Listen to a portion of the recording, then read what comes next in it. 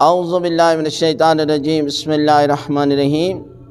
اب 9 مردوں کے برابر طاقت پائیں، اگر یہ چیز استعمال کریں گے تو پروردگار آپ کو تمام کمزوریوں سے محفوظ رکھے گا اور آپ کے اندر اس قدر پاور و طاقت ہو جائے گی۔ وہ کیا چیز ہے؟ وہ یہ ہے کھجور۔ یہ کھجور ایک ایسی چیز ہے کہ جس کے ذریعے انسان کے اندر بہت بڑی طاقت آ جاتی ہے، بہت بڑی پاور ہو جاتی ہے۔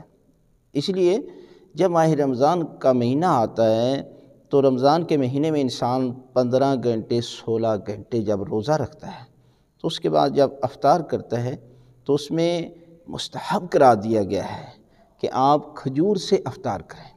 کھجور کی فضیلت کیوں بیان کی گئی؟ اس لیے کہ کھجور کے اندر وہ پاور اور طاقت ہے کہ جو انسان اس کو محسوس نہیں کر سکتا۔ یہ دیکھیں، انسان جب 2-3 روٹیاں کھا لیتا ہے نا تو اپنا پیٹ جو ہے وہ بھر لیتا ہے، تو انسان بھرے ہوئے پیٹ کے ساتھ جب عبادت کرے گا تو وہ لطف نہیں لے سکتا۔